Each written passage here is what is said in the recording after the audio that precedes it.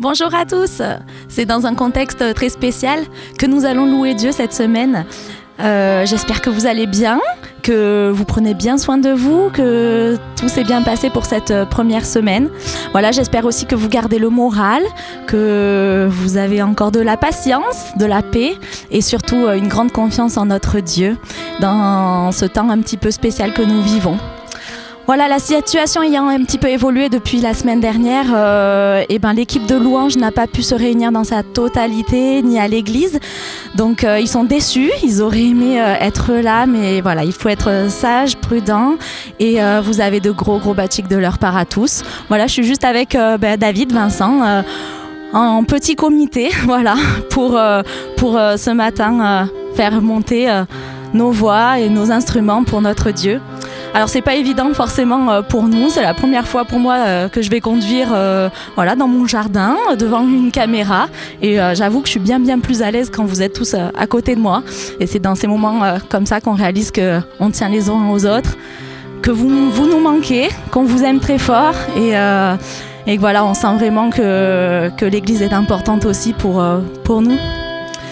Alors ce matin je voulais lire dans Deutéronome 31 le verset 6, qui dit « Fortifiez-vous, ayez du courage, ne craignez point, ne soyez point effrayés, car l'Éternel, ton Dieu, marchera lui-même avec toi et ne te délaissera point, il ne t'abandonnera point. » Voilà, on va le relire si vous voulez ensemble. « Fortifiez-vous et ayez du courage, ne craignez point et ne soyez point effrayés, car l'Éternel, ton Dieu, marchera lui-même avec toi. Il ne te délaissera point, il ne t'abandonnera point. » Voilà, une chose est sûre, peut-être que la semaine a été longue, difficile pour beaucoup d'entre vous, entre solitude, crainte, un petit peu de désespoir et d'interrogation. Une chose est sûre, c'est que notre Dieu est là, notre Dieu est présent, il est avec nous, il est avec notre famille. C'est sûr qu'en ce moment on peut pas protéger, être avec chacun, mais Dieu prend soin de nos familles, Dieu prend soin de nous. Et sans aucun doute, il est là, il est assis à côté de nous, à côté de toi, dans ton canapé. Et il prend soin aussi de tous ces gens qui sont malades, de tous ceux qui s'occupent d'eux, de personnes qui soignent, qui aident, qui accompagnent. Le Seigneur est avec aussi notre pays, nos dirigeants et notre monde. Et qu'on puisse ce matin lui rendre honneur, gloire, qu'on puisse faire monter à lui nos joies, nos peines, nos difficultés, et qu'on puisse vraiment s'en remettre à lui ce matin. Jésus, tu es là. Et on n'en a aucun doute, Jésus, tu es là.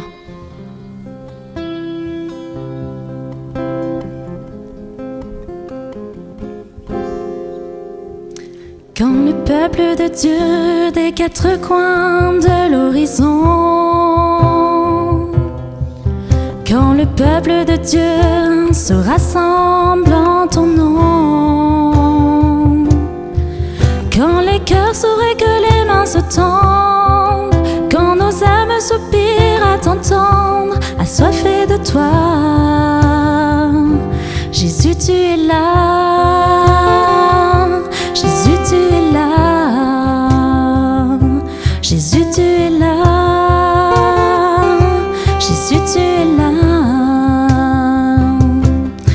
Quand du milieu de nous, comme un parfum d'adoration, s'élèvent nos voix pour chanter et louer ton nom. Quand nos cœurs s'ouvrent et que nos mains se tendent, quand nos âmes soupirent à t'entendre, assoiffées de toi, Jésus, tu es là. Jésus, tu es là. Jésus, tu es là. Jésus, tu es là. Et on peut reprendre tous ensemble, même si on est loin les uns des autres, qu'on puisse faire monter nos voix dans notre salon, où que nous soyons. Jésus, tu es là. Jésus, tu es là. Jésus, tu es là. Jésus, tu es là. Jésus, tu es là.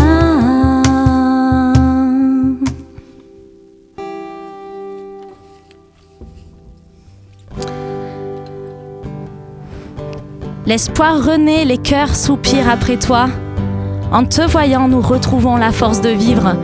Et c'est ce que nous devons garder en tête pour cette semaine, pour ces semaines qui arrivent. Hosanna. La chance s'élève, les yeux se tournent vers toi, se tournent vers toi. L'espoir renaît, les cœurs soupirent après toi. Oui, après toi. En te voyant, nous retrouvons la force de vivre. Et quand nous sommes en ta présence, nos craintes fuient, où elles s'enfuient.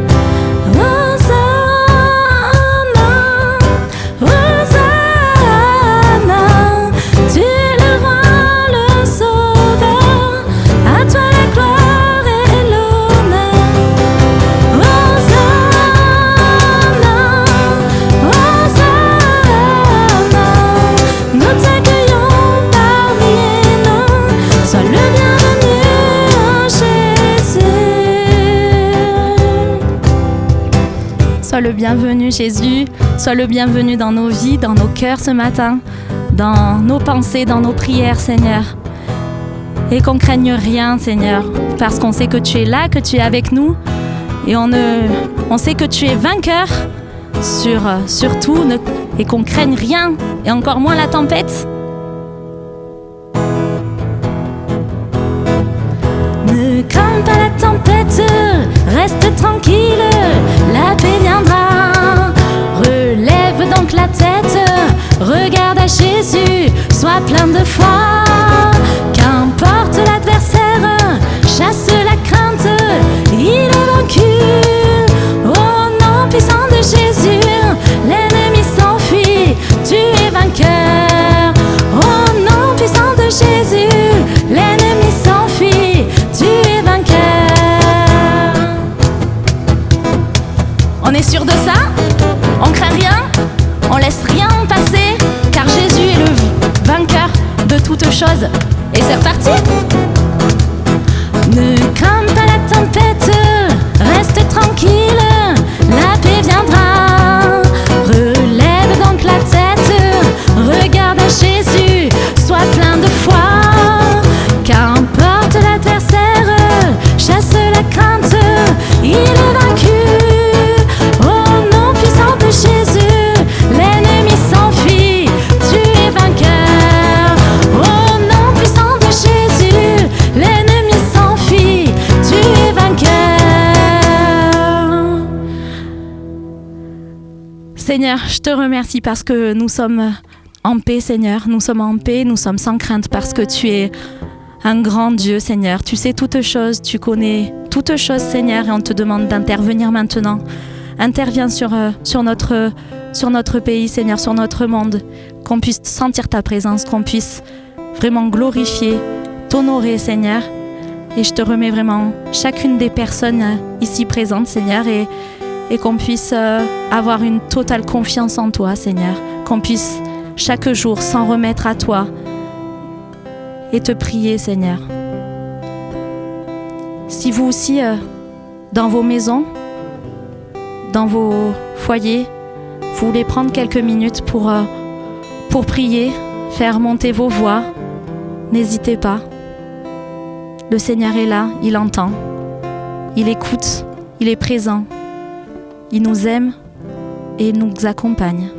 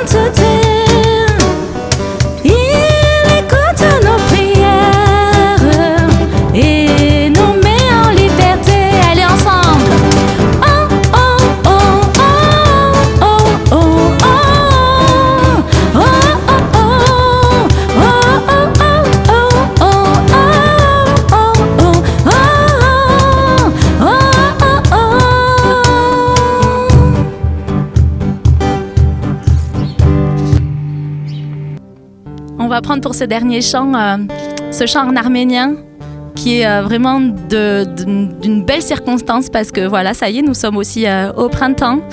Et ce chant qui dit « Ne sois pas triste, ne te plains pas parce que tu rencontres des difficultés. Tu as attendu longtemps un printemps en paix. Tu vas le recevoir par Jésus. » Quelle belle promesse à travers ce chant que de dire que on est sûr, certain et on croit qu'on va recevoir par Jésus notre beau printemps de paix. Pour nous, un printemps rempli de miracles, rempli de fleurs parfumées. Dieu nous envoie un printemps merveilleux, créé par la croix. Amen. C'est parfait cette circonstance. On ne craint plus rien. On est confiant en notre Dieu. Il le dit, il le proclame. Notre printemps va être rempli de miracles. Notre printemps va être merveilleux. Alors en temps normal, pour ce chant un peu compliqué à chanter sur les paroles en arménien, j'ai mon petit band de devant qui se reconnaîtra, qui chante bien fort et qui m'aide. Voilà. Alors ne faites pas attention forcément aux petits dérapages d'arménien, mais on peut chanter tous ensemble et bien fort Karun Ashrali.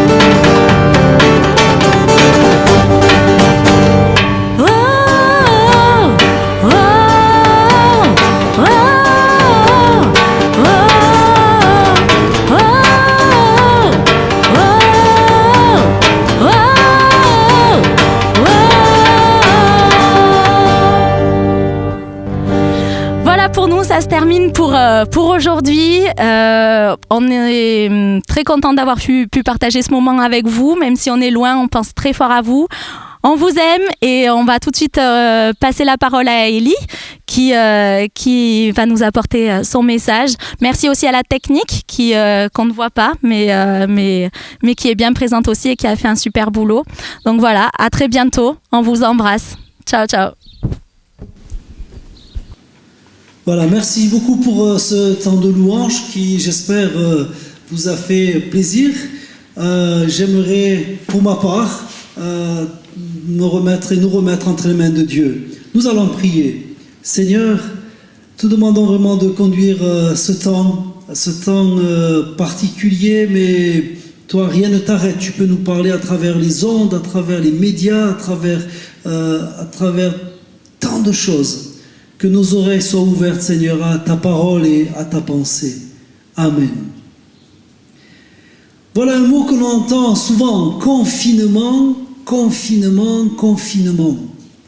Dans les médias, autour de nous, et bien sûr, de manière récurrente. Alors pourquoi le confinement ? Tout d'abord parce que c'est un facteur de précaution indispensable pour lutter efficacement contre la crise sanitaire dans laquelle nous sommes aujourd'hui. Et puis, pour certains, le confinement, c'est aussi la perte de liberté. Alors j'aimerais avoir une pensée toute particulière aux familles qui ont des enfants et surtout aux familles qui ont des enfants et qui sont confinés dans des appartements. Pas facile de perdre sa liberté d'aller et venir, parce que la liberté fait partie intégrante de notre recherche du bonheur et de notre bonheur. Alors une chose est sûre, c'est que nous nous rendons compte de nos privilèges et de nos bénédictions quand ceux-ci nous sont enlevés. Bien souvent, nous nous rendons compte de notre bonheur, j'allais dire un peu trop tard. Le Club Med a vous voyez l'image affichée, le Club Med a ce slogan « Et vous, le bonheur, vous l'imaginez comment ?» En tout cas, on n'aurait pas pu imaginer un temps comme le nôtre il y a un mois de cela. Loin d'être au Club Med, beaucoup de Français sont chez eux. Et j'aimerais ce matin voir avec vous où se trouve la clé ou les clés du bonheur. Alors peut-être pour certains, c'est reprendre les activités. Ce serait tellement merveilleux. Avoir de nouvelles propositions, des choses ludiques et productives. Peut-être pour d'autres, c'est sortir enfin de la crise économique. Peut-être pour d'autres, c'est la prospérité pourra nous apporter le bonheur. Ou seulement retrouver notre relationnel, les amitiés, les échanges. Tout cela nous manque, commence à nous manquer. Alors aujourd'hui, peut-être quelqu'un dirait, mais non, le bonheur serait de trouver un vaccin contre ce virus qui nous plonge dans des ténèbres et de retrouver notre quotidien. Mais chers frères et sœurs, une question qui se pose à chacun d'entre nous et qui se pose à moi, c'est une fois tout ceci retrouvé, est-ce que nous allons approuver notre bonheur? Est-ce que nous allons retrouver tout cela avec beaucoup de joie? Si oui, combien de temps? Rappelez-vous les 10 lépreux que Jésus a guéris. Un seul est allé, un seul est revenu pour remercier le Seigneur. J'aurais presque envie de dire qu'une fois que nous avons ce que nous voulons, eh bien, les choses perdent de leur goût. Alors ce matin, je vous invite à suivre les traces d'un homme qui a recherché le bonheur. Un homme qui a expérimenté beaucoup de choses pour trouver le bonheur. Cet homme est quelqu'un qui a tout sondé dès sa jeunesse. Cet homme était un homme cultivé, un homme qui appartenait à un peuple cultivé. Un homme qui a été entouré par une bonne éducation, une bonne formation. Et je dois dire que cet homme-là était entouré de l'amour de ses parents. Alors trouver un bonheur, c'était presque le travail de cet homme. Et cet homme, c'est bien sûr le roi Salomon. Le roi Salomon, roi d'Israël. Et Salomon nous dit qu'il a essayé beaucoup de choses et avec un cœur sincère, il a recherché ces choses-là. Et il commence, on peut lire dans Ecclésiaste 3:11, que Dieu a mis en nous la pensée de l'éternité. Dieu a mis en l'homme la pensée de l'éternité. Et c'est avec cette pensée qu'une question nous vient, c'est quel est le sens de la vie?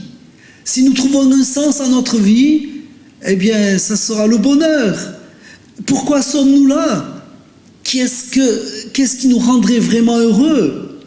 Alors, peut-être que la santé serait un vaccin pour nous rendre heureux, mais est-ce que c'est la solution? Peut-être que la richesse serait un vaccin pour nous empêcher d'être déprimés, ou la joie de la famille, un vaccin contre les galères, et l'amour, un vaccin contre l'infidélité.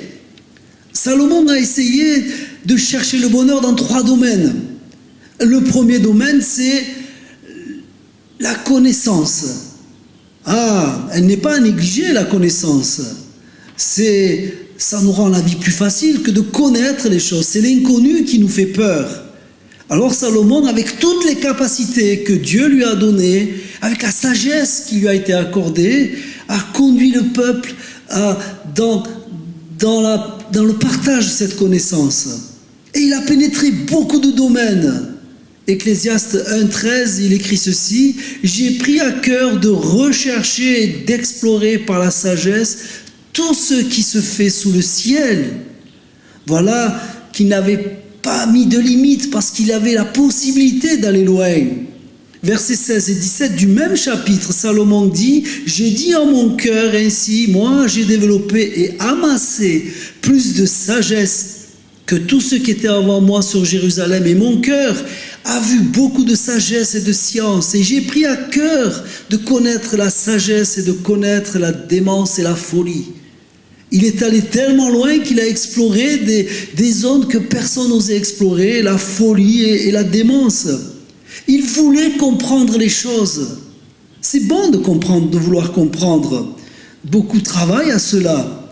Et à l'époque de Salomon, eh bien, on pouvait déclarer que Salomon était un génie, mondialement connu, puisque même la reine de Saba viendra le voir en lui posant des questions. Il dominait les domaines tels que la science, la religion, la médecine, l'économie, la psychologie humaine. Il a repensé ce monde et ça a été une bénédiction.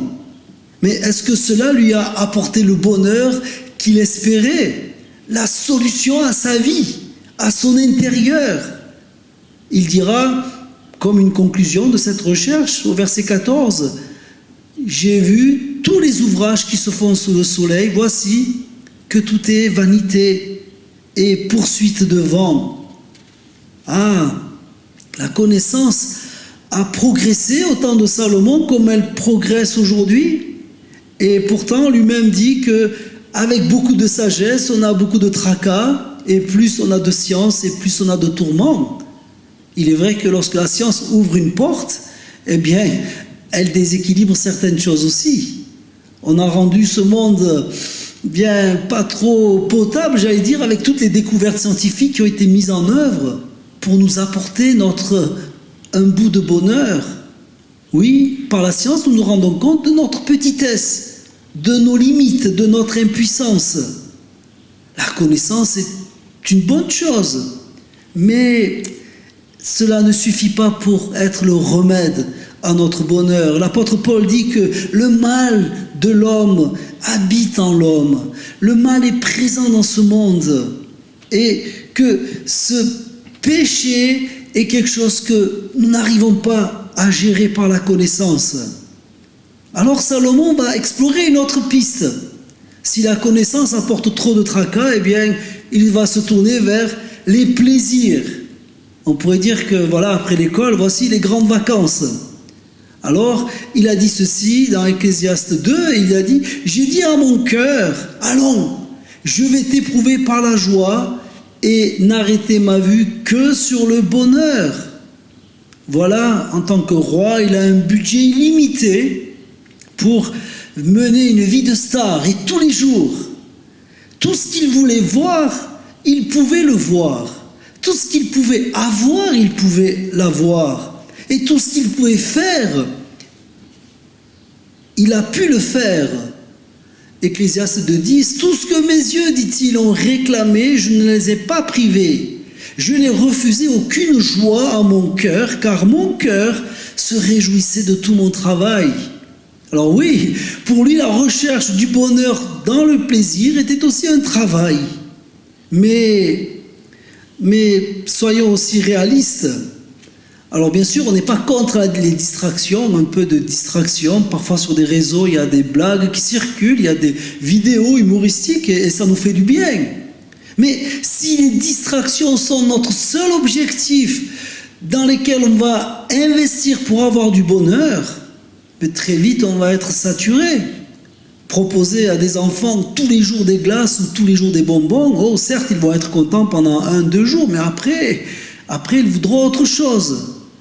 Nous sommes ainsi faits. Et finalement, Salomon conclut que le plaisir, eh bien, a une limite. Et qu'on ne peut pas vivre constamment de plaisir. Et nous-mêmes, très certainement, nous l'avons peut-être expérimenté. Au bout d'un temps, on a envie de retrouver nos activités. Alors il va explorer une troisième piste, celle des grands projets. Alors il s'est dit, si je fais des grands projets, je vais pouvoir m'investir, faire. Chapitre 2, verset 4, « J'ai exécuté, dit-il, de grands ouvrages. J'ai bâti des maisons, je me suis planté des vignobles, je me suis fait des jardins et des parcs, et j'y ai planté toutes sortes d'arbres fruitiers.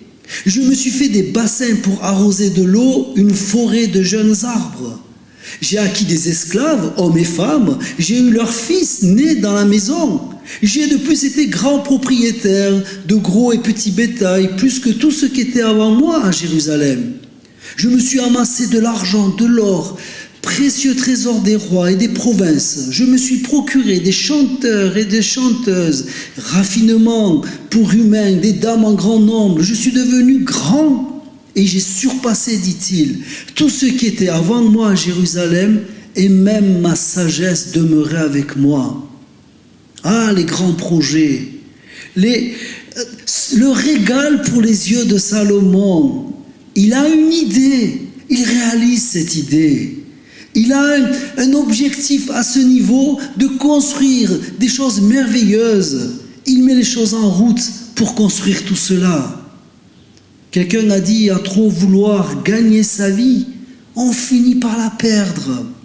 Oui, Salomon s'est rendu compte que, à trop vouloir être impliqué dans ses projets, à un moment donné, on passe à côté de quelque chose. L'épître de Jacques nous dit avec grande sagesse, à vous maintenant qui dites aujourd'hui ou demain, nous irons dans telle ville, nous y passerons une année, nous y ferons des affaires, réaliserons un gain. Vous qui ne savez pas ce que votre vie sera demain, vous êtes une vapeur qui paraît un temps et qui ensuite disparaît. Vous devriez dire au contraire, si Dieu le veut, nous vivrons et nous ferons ceci ou cela. Si Dieu le veut. Alors ce n'est pas une formule magique, mais c'est la reconnaissance que même nos plus grands projets, même les projets les plus nobles, ne nous appartiennent pas. Nous ne sommes pas maîtres de notre vie. Et quand bien même nous les réaliserions, est-ce que cela nous procurerait le bonheur escompté?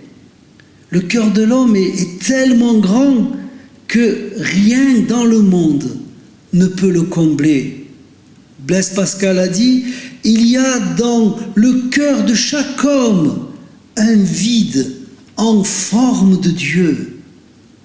Ah, c'est extraordinaire, on aurait peut-être imaginé que en faisant ceci ou cela, on obtiendrait le bonheur. Salomon l'a fait pour nous. Il y a maintenant presque 3000 ans, l'homme est le même. Et Salomon nous dit en quelque sorte que c'est presque un gaspillage tout cela. Vanité des vanités. Alors, ça ne veut pas dire qu'il ne faut pas avoir de projet, ni de la détente, ni quoi que ce soit. Ça veut seulement dire qu'il faut être très vigilant. Même lui, un homme qui a obtenu la sagesse de Dieu, va tomber. Il va s'éloigner de Dieu. Sa recherche a été poussée à tel point qu'il a été absorbé par l'idolâtrie, l'injustice, une vie amère et des années d'errance, lui que Dieu avait choisi. Alors, quelle conclusion allons-nous tirer? La conclusion, c'est que pour Salomon, le problème de nos projets, nos plaisirs, nos richesses, et de l'homme lui-même, c'est lorsque cela devient notre objectif. Nous devons veiller à ce que Dieu reste notre objectif premier. Alors, on peut se dire, oui, mais en tant que chrétien, on sait tout cela, hein? Jésus au centre et nous, les regards sur Dieu, et lui, notre objectif. Mais parfois, frères et sœurs, j'ai l'impression que Dieu devient souvent le moyen pour atteindre nos objectifs. On a un projet, on a une idée, on a programmé quelque chose ou prévu. Alors ça peut être pas forcément malsain, mais nous prions Dieu pour atteindre cela. C'est lui qui devient le moyen et pas l'objectif. Même les églises tombent dans ce piège. L'objectif d'être une grande église. Mais ça ne doit pas être cela. L'objectif, c'est Dieu et l'église doit être un moyen pour glorifier Dieu. Dieu ne semble plus être le but. et il devient le moyen. C'est un virus plus terrible et contagieux que celui du Covid-19. Parce que ce virus, voyez-vous, il a intégré même la manière de penser, et c'est pas nouveau. Lorsqu'on regarde les églises de l'Apocalypse, l'église d'Éphèse a été contaminée par le virus où Dieu est devenu secondaire. Alors l'église a prospéré d'Éphèse, mais voilà que ce virus l'a atteint, et ça a été l'abandon de son premier amour. Et puis il y a eu Smyrne, qui vivait la tentation et la crainte de souffrir. Et puis Pergame, qui est tombé dans la fausse doctrine et la cupidité. Thyatire dans l'inconduite et l'immoralité. Sardes dans la mort spirituelle. Et Laodicée dans la tiédeur. Parce que lorsque Dieu ne devient plus notre objectif, nous tombons dans ces travers qui font partie de notre nature. Un jour, une question a été posée à beaucoup de gens, même à des milliardaires. De quoi avez-vous besoin pour être heureux? Et même les milliardaires ont répondu, un peu plus que ce que j'ai me rendrait heureux. Est-ce que nous recherchons à avoir un peu plus de cela ou ceci pour être heureux?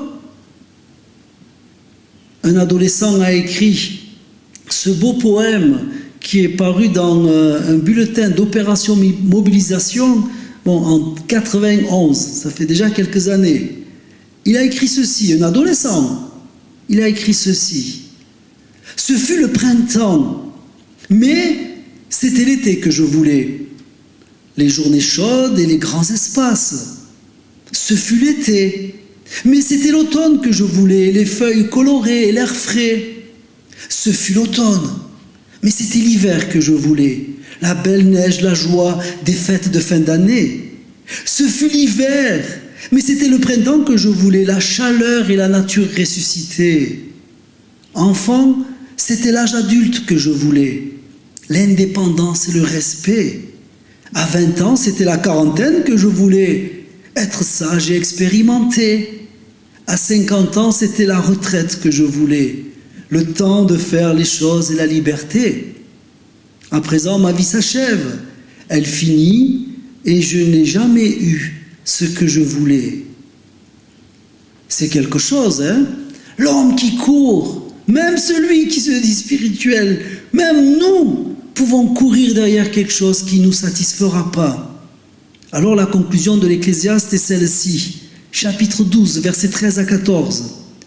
Écoutons la conclusion de tout le discours. Crains Dieu, observe ses commandements, c'est là tout l'homme. Car Dieu fera passer ton œuvre en jugement au sujet de tout ce qui est caché, soit bien, soit mal. Nous avons besoin de revenir à l'Éternel et de faire de lui notre objectif premier. Nous avons besoin de vivre de sa bonté tous les jours, dans chaque situation, maintenant et dans l'avenir. Avec le Seigneur, nous sommes assurés de sa présence dans cette vie et dans l'éternité. Nous sommes assurés que rien ne nous séparera de son amour. Nous sommes assurés qu'il se soucie tellement de nous. Nous sommes les gens, mes frères et sœurs, les plus bénis de la terre. Alors pourquoi chercher ailleurs? Et comme l'avait dit le roi David, le père de Salomon, dans le dernier verset du psaume 23, « Oui, je sais que le bonheur et la grâce m'accompagneront tous les jours de ma vie. Et je reviendrai dans la maison de l'Éternel pour la durée de mes jours. » La maison de l'Éternel, là où Dieu est l'objectif premier. Que le Seigneur nous bénisse et qu'il renouvelle notre cœur et qu'il devienne ou redevienne celui qui a la première place. Parce que là est la solution et là est le bonheur. Que Dieu vous bénisse. Amen. 2, 3, 4.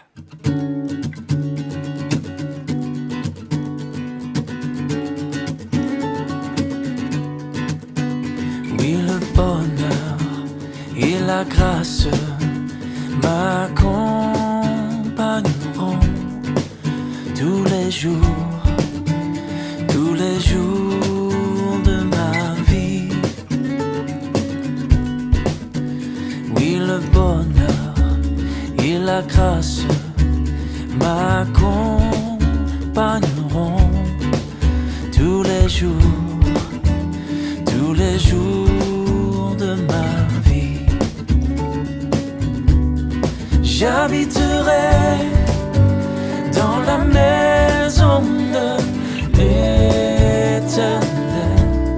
J'habiterai dans la maison de l'Éternel. Oui, le bonheur et la grâce m'accompagneront tous les jours de ma vie. Il me conduit près des sources calmes, je me repose dans son amour. Chaque jour, il restaure mon âme, et dans ses sentiers j'ai le secours. Oui, le bonheur et la grâce m'accompagneront tous les jours de ma vie. Et j'habiterai dans la maison de l'Éternel. J'habiterai dans la maison de l'Éternel. Oui, le bonheur et la grâce m'accompagneront tous les jours de ma vie.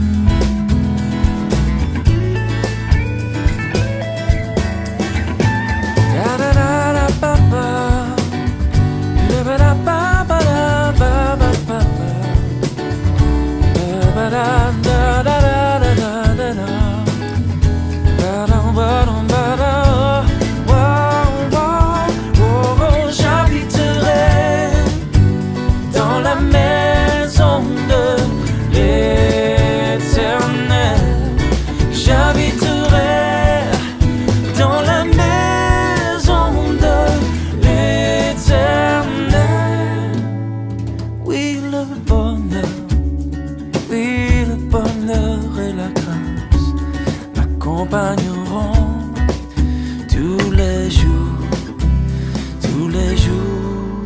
de ma vie. Wow, wow,